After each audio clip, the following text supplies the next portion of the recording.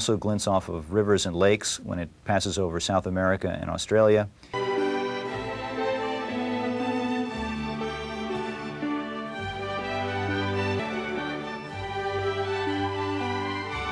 It's the second time.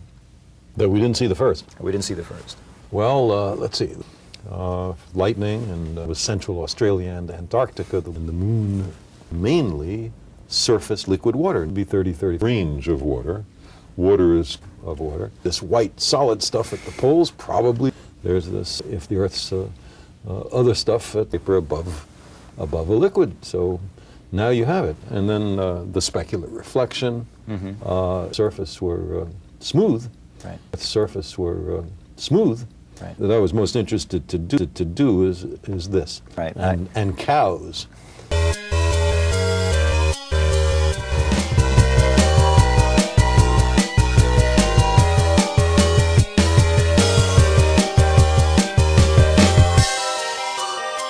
We'll more or less address that problem at higher resolution.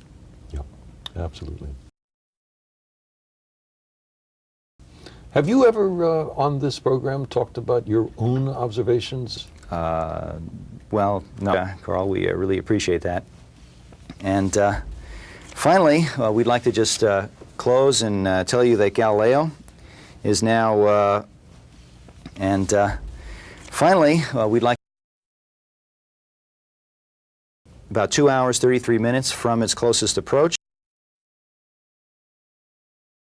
with the Earth. It's at an altitude of 84,912 kilometers. In closing, I'd like to give you my own personal observations of the Galileo Earth encounter.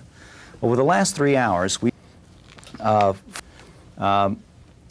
however important these things may be, they really are just an hors d'oeuvre compared to the banquet of discoveries awaiting us at Jupiter in 3 years. Carl, we really appreciate that. For the Earth's surface. On behalf of NASA and the Galileo project. Carl, we really appreciate that.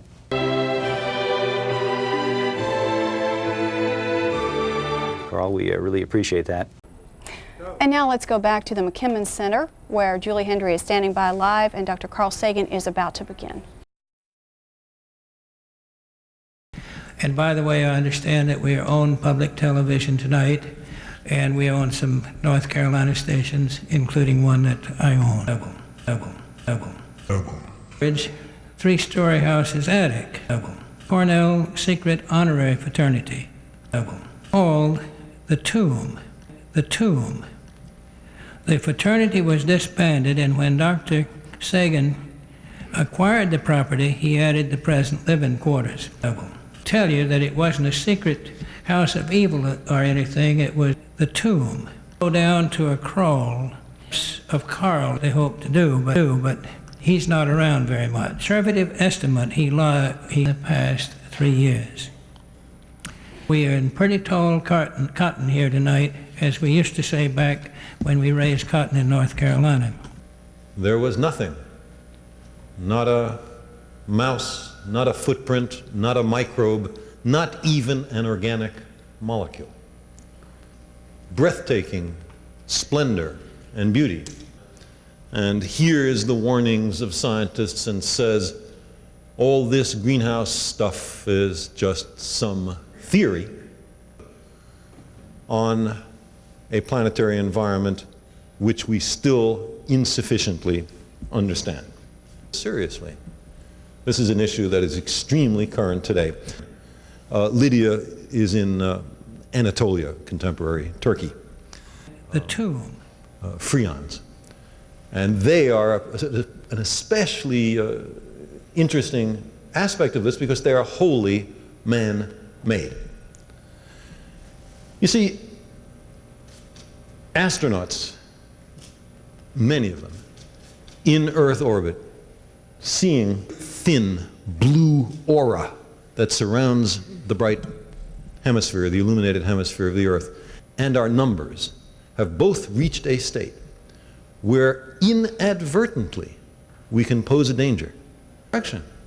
If we had vast solar arrays that were absorbing sunlight and converting them into electricity, there is money to be made. The tomb.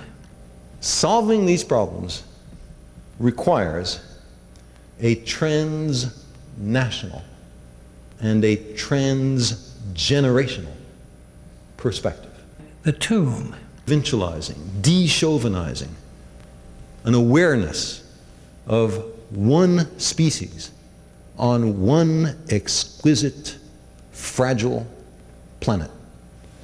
And that's why I think that these very serious global environmental issues may have a deep silver lining.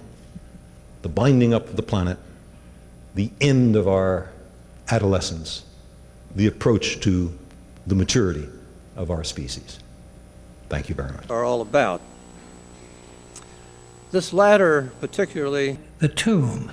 to Cornell, also from Harvard, Difficult to do, and of course there are none, but back 10, 20 years ago, every contemporary Tung San made a scientific calculation, did the trigonometry of the angle of the sun.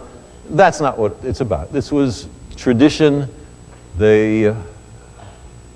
Each generation taught the next, but someone had to have figured it out. And that someone had to be a scientist. It's flat as a board, of course. And then the next of the Earth that none of us has ever seen. It's flat as a board, of course. Bottom of the Earth that none of us has ever seen. It's flat as a board, of course. Bottom of the Earth that none of us has ever seen. It's flat as a board, of course. There's absolutely no doubt. It's flat as a board, of course. From this fact that the stars, the planets, the sun, and the moon all go around us, and we're obviously not moving. It's an observed fact. Anybody who denies that there's something wrong with them. This is the geocentric, an easily understandable, achievable, and inspiring goal for the